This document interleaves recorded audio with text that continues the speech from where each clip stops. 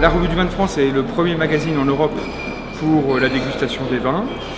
On a une exigence très forte en termes de contenu, en termes d'enquête, en termes de rencontres avec les vignerons et en termes de dégustation et de notation des vins. Et pour nous, c'est important d'avoir ce salon parce que c'est vraiment l'expression in vivo de ce qu'est la RVF, c'est-à-dire la rencontre entre les grands amateurs et les grands professionnels, donc les vignerons. Et c'est vrai qu'aujourd'hui, c'est un succès immense, on a beaucoup de monde. On est très satisfait parce qu'on a à la fois du grand public, mais on a aussi... Alors le grand public, ce sont quand même des amateurs, parce que les gens qui lisent la Revue du Vin de France sont tous des grands amateurs, mais on a aussi des grands professionnels, on a des sommeliers, des restaurateurs, des cavistes. Et pour nous, justement, c'est ce qui fait la force de la Revue du Vin de France, c'est cette capacité à se faire se rencontrer ces gens-là, ces grands vignerons et ces grands amateurs, ces grands professionnels. Je pense qu'au fil des années, quand même, le salon a beaucoup évolué. Au tout début, c'était quand même un salon avant tout de dégustation, plus de simple partage.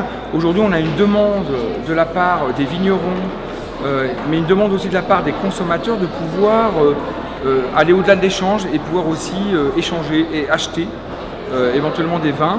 Donc c'est pour ça que sur la 10e édition, on a développé un partenariat avec le Twill, qui permet à tous les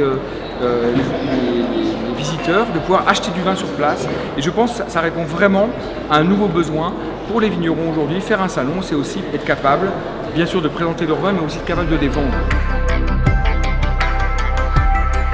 C'est difficile à dire, mais moi j'espère que dans 10 ans, on aura beaucoup grossi. Cette année, on a donc le salon du vin ici. On a aussi un symposium en Chine, à Pékin. On a d'autres projets à l'étranger. C'est une année extrêmement importante et riche pour la Revue du Vin de France, puisqu'on a une nouvelle formule qui est sortie, qui a beaucoup de succès, puisqu'elle connaît une croissance de plus 10%. On a des guides, un guide vert qui va être enrichi de 200 pages avec une notation par vin.